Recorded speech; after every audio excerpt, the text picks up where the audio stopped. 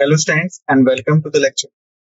तो स्टूडेंट्स, जैसा कि हम सभी जानते हैं कि हम लोग स्टैटिक जागरूकता अभ्यास प्रश्नों के भाग 2 को यहाँ पे करने जा रहे हैं, यानी कि static awareness practice question part 2। अब तक हमने पार्ट 1 को कंप्लीट कर लिया है। मुझे उम्मीद है कि आपने चीजों को एक बार अच्छे से रिवाइज कर लिया होगा। आइए अब शुरुआत करते हैं पार्ट 2 की। पार्ट 2 में हम लोग देखेंगे कुछ अभ्यास प्रश्नों को और फिर हम देखेंगे इन सभी के सारांश। लेकिन शुरुआत करने से पहले एक छोटा सा डिस्क्लेमर है हमारे पास, जो कि हमें यहाँ पे समझना बहुत जरूरी है। ठीक है, तो आज सवीकरण है। हमारे स्लाइड डेक में उपयोग की गई छवियां केवल शैक्षिक उद्देश्यों के लिए है। हम इन छवियों के मूल रचनाकारों और मालिकों के बौद्धिक संपदा अधिकारों का सम्मान करते हैं। यदि आप इस डेक में उपयोग की गई किसी भी छवि के मालिक हैं और कोई चिंता या समस्या है, तो कृपया हमसे sathi@iitk.ac.in पर संपर्क करें और हम इन छवियों को हटा दें। अब आइए, पहला क्वेश्चन है, खेल कोचों को निम्नलिखित में से कौन सा पुरस्कार मिलता है? आपके विकल्प हैं राजीव गांधी खेल रत्न पुरस्कार, द्रोणाचार्य पुरस्कार, अर्जुन पुरस्कार, भटनागर पुरस्कार या फिर इनमें से कोई। उत्तर देने के लिए आप सभी के पास 10 सेकंड का समय है। फिर मैं आप सभी को सही उत्तर बता दूंगा। समय शुरू होता है।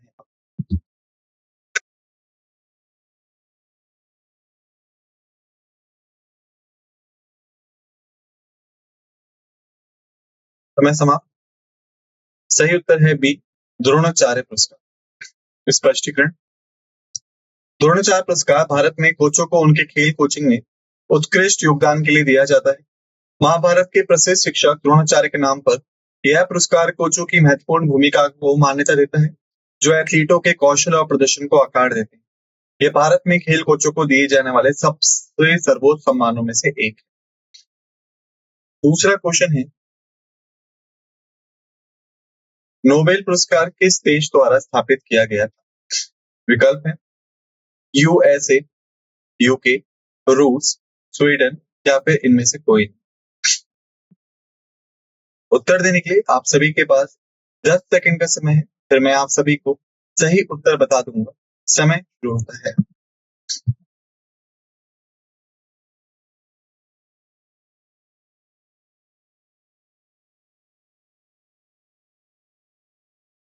समय समाप्त।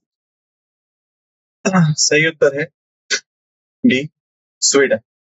स्पष्टीकरण, नोबेल पुरस्कार की स्थापना 1895 में अल्फ्रेड नोबल, जो कि एक स्वीडिश आविष्कारक थे, इंजीनियर थे और उद्योगपति की वसीयत द्वारा की गई।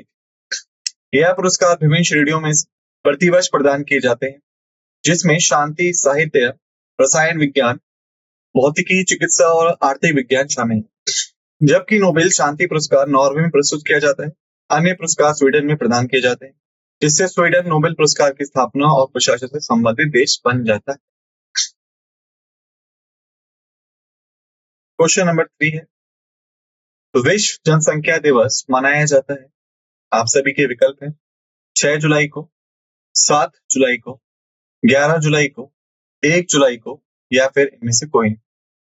उत्तर देने के लिए आप सभी के पास 10 सेकंड का समय है।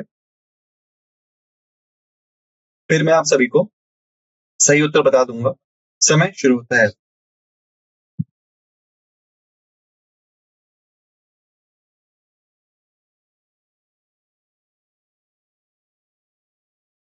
समय समाप्त। सही उत्तर है सी, 11 जुलाई। स्पष्टीकरण, विश्व जनसंख्या दिवस हर साल 11 जुलाई को मनाया जाता है। इसे 1989 में संयुक्त राष्ट्र द्वारा वैश्विक जनसंख्या मुद्दों के बारे में जागरूकता बढ़ाने के लिए स्थापित किया गया था, जिसमें परिवार नियोजन, लैंगिक समानता, गरीबी और मानवाधिकार का महत्व शामिल है। यह तिथि 1987 में उस दिन की याद में चुनी गई थी जब विश्व की जनसंख्या 5 अरब तक पहुंच गई थी।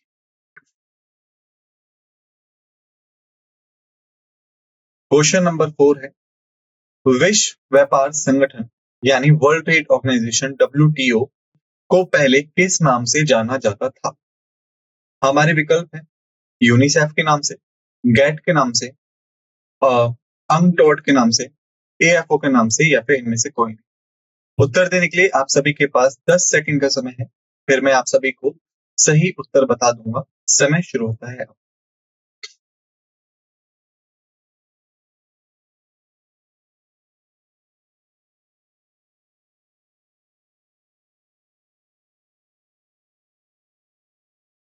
समय समाप्त। सही उत्तर है बी, गैट। स्पष्टीकरण। विश्व व्यापार संगठन WTO की स्थापना 1 जनवरी 1995 को हुई थी और इसने 1947 में बनाए गए सामान्य शुल्क और व्यापार समझौते GATT का स्थान लिया। गैट मुख्य रूप से वस्तुओं के व्यापार पर केंद्रित था, जबकि WTO ने सेवाओं, बौद्धिक संपदा अधिकारों और निवेश उपायों से संबंधित व्यापार के पहलुओं को शामिल करने के लिए दायरे का विस्तार किया। गैट से WTO में संक्रमण वैश्विक व्यापार विनियमन के विकास में महत्वपूर्ण कदम था। पांचवा प्रश्न है, साप्ताह का क्या अर्थ है? विकल्प है दक्षिण एशियाई वरीयता व्यापार समझौता, दक्षिण एशियाई पोस्ट व्यापार समझौता, शार्क वरीयता व्यापार समझौता, शार्क पोस्ट व्यापार समझौता या फिर इनमें से कोई। उत्तर देने के लिए आप सभी के पास 10 सेकंड का समय है। फिर मैं आप सभी को सही उत्तर बता दूंगा। समय शुरू होता है अब।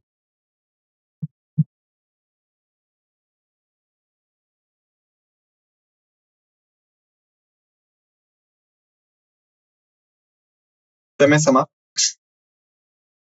सही उत्तर है ए, दक्षिण एशियाई वरीयता व्यापार समझौता। स्पष्टीकरण।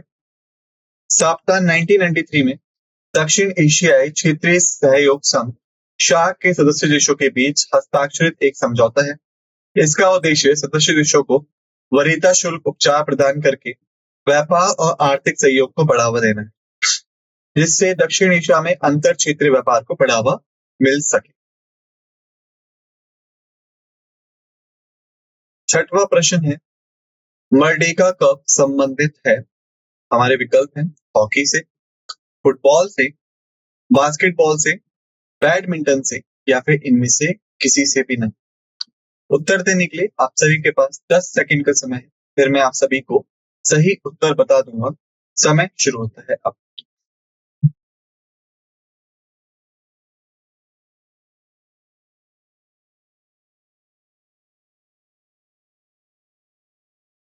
समय समाप्त। सही उत्तर है बी, फुटबॉल। स्पष्टीकरण। मर्डेका कप एक फुटबॉल टूर्नामेंट है जो 1957 से मलेशिया में आयोजित किया जा रहा है। इसे मलेशिया की स्वतंत्रता का जश्न मनाने के लिए स्थापित किया गया था और इसमें विभिन्न देशों की टीमें शामिल होती हैं, जिससे ये एशियाई फुटबॉल कैलेंडर में एक महत्वपूर्ण घटना बन गई है।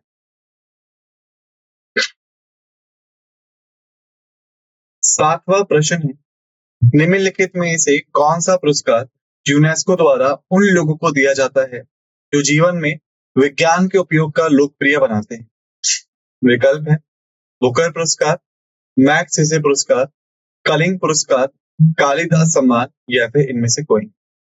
उत्तर देने के लिए आप सभी के पास 10 सेकंड का समय है। फिर मैं आप सभी को सही उत्तर बता दूंगा। समय शुरू होता है अब।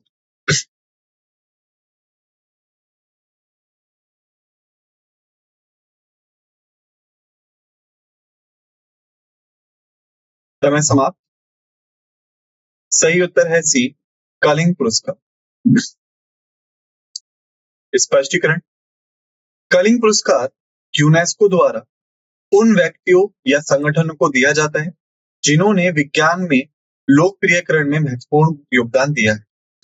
इसका उद्देश्य विज्ञान और इसके लाभों को समाज में बढ़ावा देने के प्रयासों को प्रोत्साहित करना है, जो विज्ञान और आम जनता के बीच की खाई को पाटने में मदद करते हैं।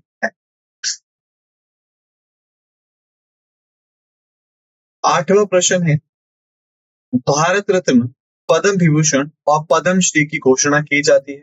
विकल्प है गणतंत्र दिवस पे, स्वतंत्रता दिवस पे, गांधी जयंती पे, प्रवासी भारतीय दिवस पे या फिर इनमें से किसी से भी नहीं। उत्तर देने के लिए आप सभी के पास 10 सेकंड का समय है। फिर मैं आप सभी को सही उत्तर बता दूंगा। समय शुरू होता है आप।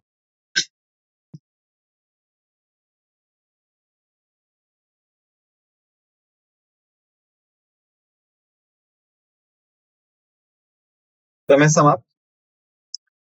सही उत्तर है ए, गणतंत्र दिवस। स्पष्टीकरण। भारत रत्न, पद्म विभूषण और पद्मश्री पुरस्कार भारत सरकार द्वारा प्रदान किए जाते हैं और गणतंत्र दिवस की पूर्व संध्या पर घोषित किए जाते हैं, जो हर साल 26 जनवरी को मनाया जाता है। यह पुरस्कार विभिन्न क्षेत्रों में असाधारण सेवा और उपलब्धियों को मान्यता देते हैं, जिसमें कला, साहित्य, विज्ञान और सार्वजनिक सेवाएं शामिल हैं।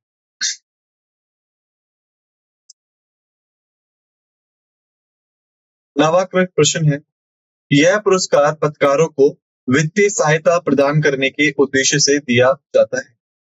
विकल्प है अप्पन मेनन मेमोरियल अवार्ड, ज्ञानपीठ पुरस्कार, भटनागर पुरस्कार, कलिंग पुरस्कार या फिर इनमें से कोई। उत्तर देने के लिए आप सभी के पास 10 सेकंड का समय है। फिर मैं आप सभी को सही उत्तर बता दूंगा। समय शुरू होता है।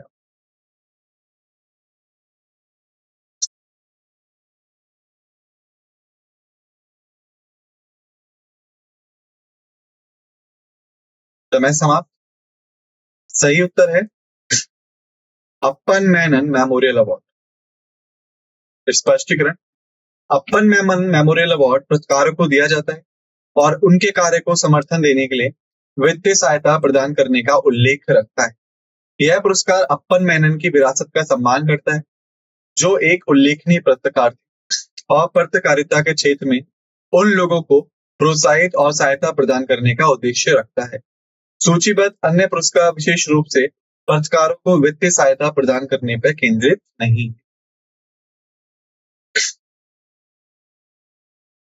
10वां प्रश्न है, कब NELP जुड़ा हुआ है? विकल्प है तेल और प्राकृतिक गैस की खोज से, राष्ट्रीय राजमार्ग विस्तार से, संचार से, अंतरिक्ष अनुसंधान से या फिर इनमें से कोई नहीं। उत्तर देने के लिए आप सभी के पास 10 सेकंड का समय है। फिर मैं आप सभी को सही उत्तर बता दूंगा। समय शुरू होता है अब।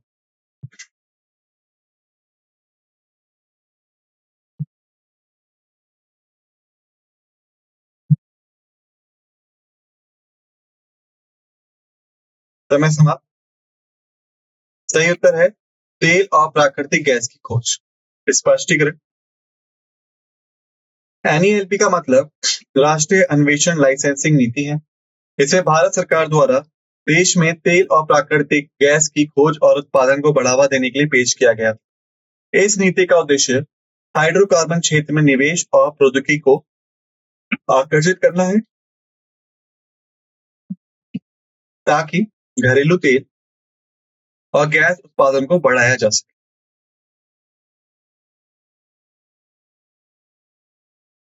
11वां प्रश्न है, वाचस्पति सम्मान किस क्षेत्र में दिया जाता है? विकल्प है संस्कृत साहित्य, चिकित्सा विज्ञान, भारतीय दर्शन, हिंदी साहित्य या फिर इनमें से कोई नहीं। उत्तर देने के लिए आप सभी के पास 10 सेकंड का समय है। फिर मैं आप सभी को सही उत्तर बता दूंगा। समय शुरू होता है अब।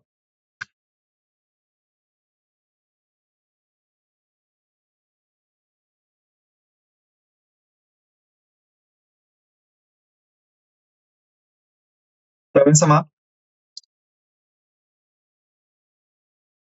सही उत्तर है ए, संस्कृत साहित्य। स्पष्टीकरण।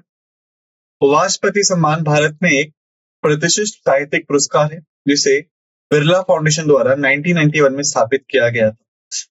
यह प्रतिवर्ष संस्कृत साहित्य में उत्कृष्ट योगदान को मान्यता देने और सम्मानित करने के लिए प्रदान किया जाता है। इस पुरस्कार का उद्देश्य संस्कृत की समृद्ध धरोहर का उत्सव मनाना और उसे बढ़ावा देना है, जो दुनिया की सबसे पुरानी और शास्त्रीय भाषाओं में से एक है। वाचस्पति सम्मान के प्राप्तकर्ताओं का चयन उन्हें संस्कृत के क्षेत्र में महत्वपूर्ण और प्रभावशाली कार्य के आधार पर किया जाता है, जिसमें कविता, गद्य, शोध और अन्य साहित्यिक रूप शामिल हैं। यह पुरस्कार न केवल प्राप्तकर्ता की विद्वतापूर्ण उत्कृष्टता को मान्यता देता है, बल्कि संस्कृत साहित्य के अध्ययन और सराहना को भी प्रोत्साहित करता है। क्वेश्चन नंबर 12, NCHER का पूर्ण रूप है? विकल्प है उच्च शिक्षा और अनुसंधान के लिए राष्ट्रीय राजधानी, उच्च शिक्षा और अनुसंधान के लिए राष्ट्रीय समिति, उच्च शिक्षा और अनुसंधान का गैर पूंजीकरण, उच्च शिक्षा संसाधनों के लिए राष्ट्रीय परिषद, या फिर इनमें से कोई नहीं। उत्तर देने के लिए आप सभी के पास 10 सेकंड का समय है। फिर मैं आप सभी को सही उत्तर बता दूंगा। समय शुरू होता है।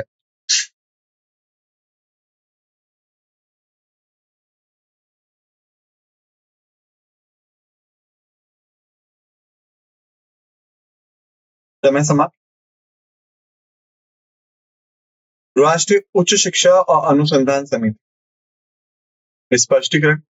एनसीएचईआर भारत में राष्ट्रीय उच्च शिक्षा और अनुसंधान समिति का संक्षिप्त रूप है। इसे उच्च शिक्षा में गुणवत्ता और अनुसंधान को बढ़ावा देने और उच्च शिक्षा क्षेत्र में विभिन्न मुद्दों को संबोधित करने के लिए स्थापित किया गया। अन्य विकल्प एनसीएचईआर के पूर्ण रूप या उद्देश्य को सही ढंग से नहीं दर्शाते। Question number 13। कौन सा पुरस्कार वैकल्पिक नोबेल पुरस्कार के रूप में भी जाना जाता है? विकल्प है पुलित्जर पुरस्कार, मैग्सेसे पुरस्कार, बुकर पुरस्कार, राइट लिवलीहुड पुरस्कार, या फिर इनमें से कोई। उत्तर देने के लिए आप सभी के पास 10 सेकंड का समय है। फिर मैं आप सभी को सही उत्तर बता दूंगा। समय शुरू होता है।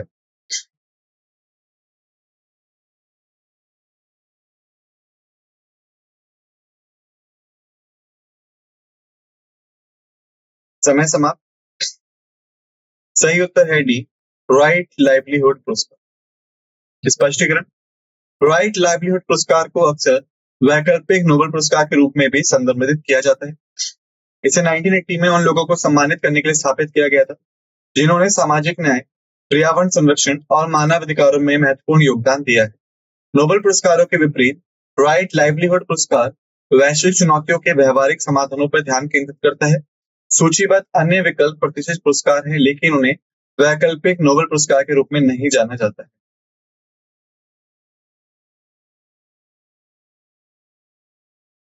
क्वेश्चन नंबर 14 है। निम्नलिखित में से कौन सा संगठन कलिंग पुरस्कार देता है? विकल्प है UNESCO, C A I R CSIR, कल्याण मंत्रालय, विज्ञान और प्रौद्योगिकी विभाग, या फिर इनमें से कोई। उत्तर देने के लिए आप सभी के पास 10 सेकंड का समय है। फिर मैं आप सभी को सही उत्तर बता दूंगा। समय शुरू होता है।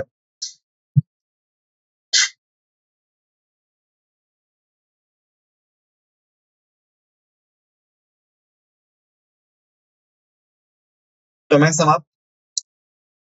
सही उत्तर है ए, यूनेस्को। स्पष्टीकरण है। विज्ञान के प्रसार के लिए कलिंग पुरस्कार यूनेस्को द्वारा प्रदान किया जाता है। यह उन व्यक्तियों को मान्यता देता है जिन्होंने विज्ञान और वैज्ञानिक साक्षरता को बढ़ावा देने में महत्वपूर्ण योगदान दिया है, विशेष रूप से जनता को विज्ञान संप्रेषित करने में। इस प्रकार का उद्देश्य समाज में विज्ञान के प्रसार को प्रोत्साहित करना है।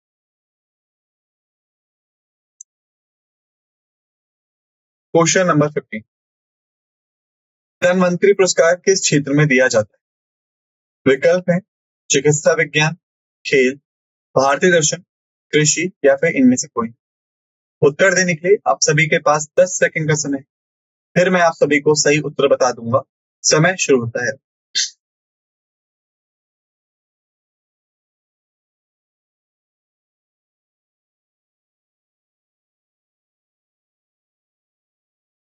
समय समाप्त। सही उत्तर है ए, चिकित्सा विज्ञान। स्पष्टीकरण। धनवंतरी पुरस्कार चिकित्सा विज्ञान के क्षेत्र में दिया जाता है। यह चिकित्सा और स्वास्थ्य देखभाल के क्षेत्र में उत्कृष्ट योगदान को मान्यता देता है। उन व्यक्तियों को सम्मानित करता है जिन्होंने इस क्षेत्र में महत्वपूर्ण प्रभाव डाला है। यह पुरस्कार धनवंतरी के नाम पर रखा गया है, जो कि हिंदू धर्म में चिकित्सा और उपचार के देवता है।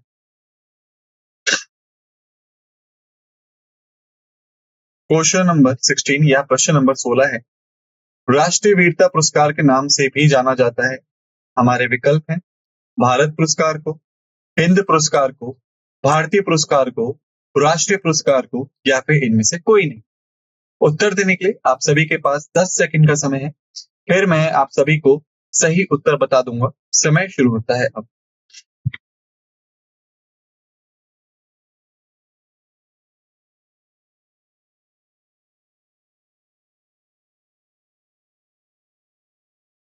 समय समाप्त।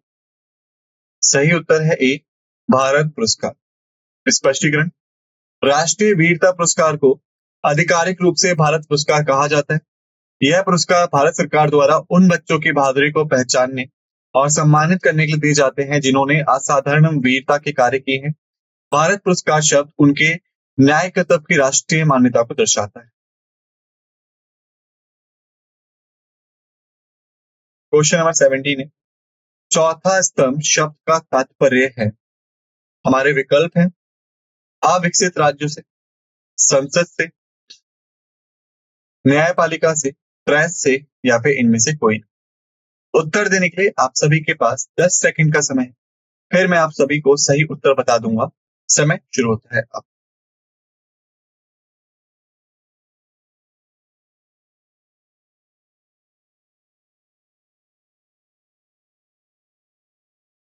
समय समाप्त। सही उत्तर है डी, प्रेस। स्पष्टीकरण। चौथा स्तंभ शब्द का तात्पर्य प्रेस या मीडिया से है। यह प्रेस की भूमिका को लोकतंत्र के एक महत्वपूर्ण घटक के रूप में दर्शाता है, जो सरकार की 3 पारंपरिक शाखाओं कार्यपालिका, विधायिका और न्यायपालिका के साथ। प्रेस एक प्रहरी के रूप में कार्य करता है, जो सत्ता में बैठे लोगों को जवाबदेह ठहराता है और जनता को सूचित करता है। क्वेश्चन नंबर 18 है, पंचतंत्र लिखा गया था। विकल्प है उत्तर वैदिक काल में, मुगल काल में, मौर्य काल में, गुप्तोत्तर काल में, या फिर इनमें से कोई। उत्तर देने के लिए आप सभी के पास 10 सेकंड का समय है। फिर मैं आप सभी को सही उत्तर बता दूंगा। समय शुरू होता है अब।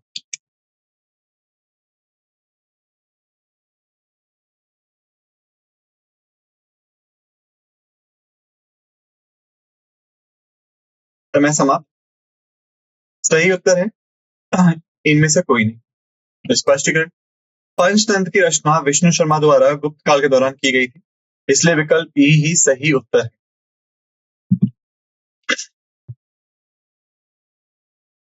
19वां प्रश्न है, राष्ट्रमंडल खेल आंदोलन के 3 मुख्य मूल्य हैं। विकल्प है समानता, भाईचारा और एकता, मानवता, समानता और नियति, मानवता, समानता और भाईचारा, एकता, मानवता और समानता, या फिर इनमें से कोई नहीं। उत्तर देने के लिए आप सभी के पास 10 सेकंड का समय है। फिर मैं आप सभी को सही उत्तर बता दूंगा। समय शुरू होता है।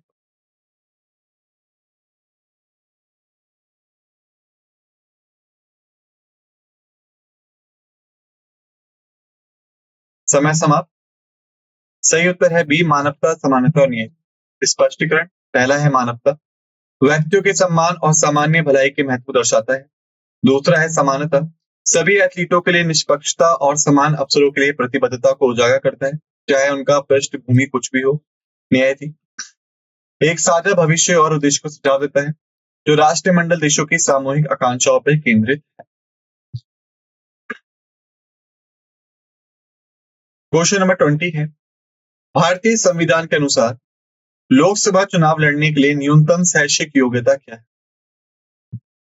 विकल्प है स्नातकोत्तर, स्नातक, उच्च माध्यमिक, ऐसी कोई योग्यता नहीं है, या फिर इनमें से कोई। उत्तर देने के लिए आप सभी के पास 10 सेकंड का समय। फिर मैं आप सभी को सही उत्तर बता दूंगा। समय शुरू होता है अब।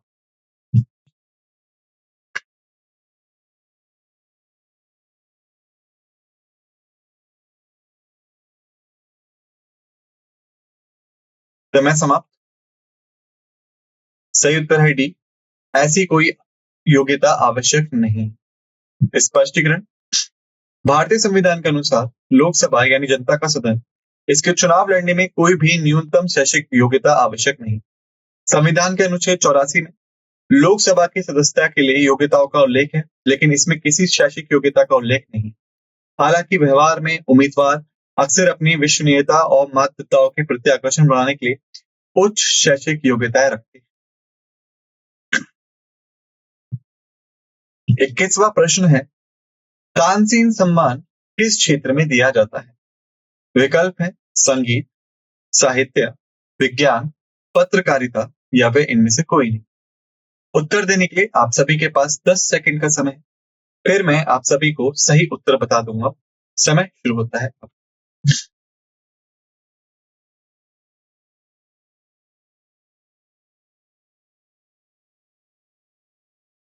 समय समाप्त। सही उत्तर है ए संगीत। स्पष्टीकरण। तानसेन सम्मान भारत में मध्य प्रदेश सरकार द्वारा संगीत के क्षेत्र में महत्वपूर्ण योगदान देने वाले व्यक्तियों को सम्मानित करने के लिए दिया जाता है। यह पुरस्कार महान संगीतकार तानसेन के नाम पर रखा गया है, जो सम्राट अकबर के दरबार के 9 रत्नों में से एक। यह पुरस्कार संगीत में उत्कृष्टता को मान्यता देता है और भारत की समृद्ध संगीतीय विरासत को बढ़ावा देता है। क्वेश्चन नंबर 22 है, ओणम त्योहार मनाया जाता है। विकल्प है महाराष्ट्र में, बिहार में, केरल में, तमिलनाडु में या फिर इनमें से कोई। उत्तर देने के लिए आप सभी के पास 10 सेकंड का समय है। फिर मैं आप सभी को सही उत्तर बता दूंगा। समय शुरू होता है अब।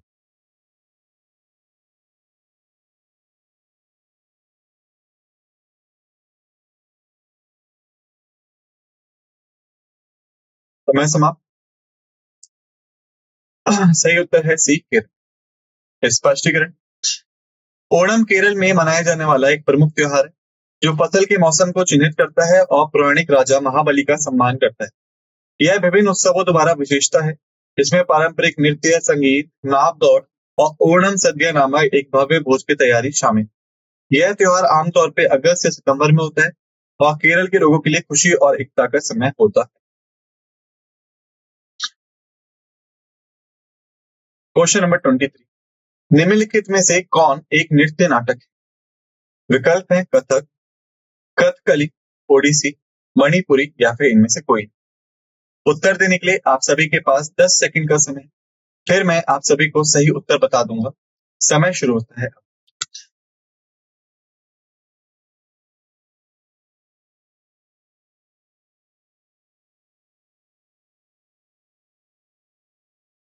समय समाप्त। सही उत्तर है बी कथकली। स्पष्टीकरण। कथकली केरल भारत का एक शास्त्रीय नृत्य नाटक है, जो अपने विस्तृत परिधानों, विस्तृत चेहरे के भावों और जटिल आंदोलनों के लिए जाना जाता है।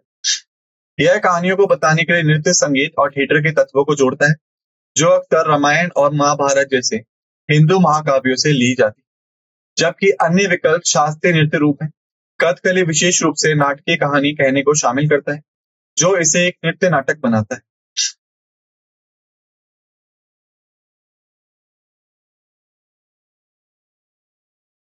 24वां प्रश्न है, क्रायोजेनिक इंजन का उपयोग किस प्रौद्योगिकी क्षेत्र में किया जाता है? विकल्प है परमाणु ऊर्जा, खाक प्रौद्योगिकी, महासागर विज्ञान, अंतरिक्ष अनुसंधान या फिर इनमें से कोई। उत्तर देने के लिए आप सभी के पास 10 सेकंड का समय है। फिर मैं आप सभी को सही उत्तर बता दूंगा। समय शुरू होता है।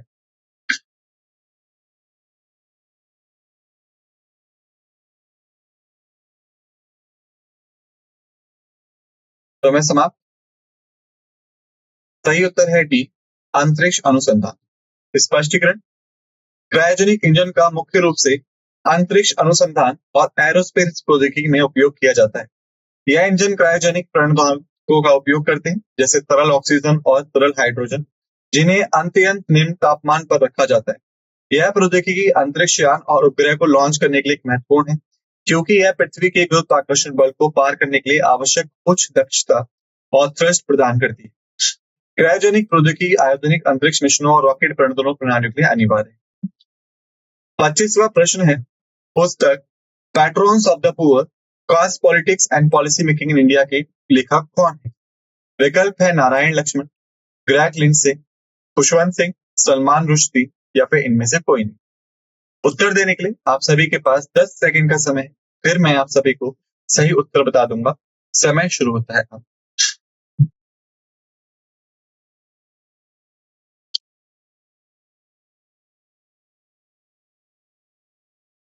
समय समाप्त। सही उत्तर है ए नारायण लक्ष्मण। स्पष्टीकरण।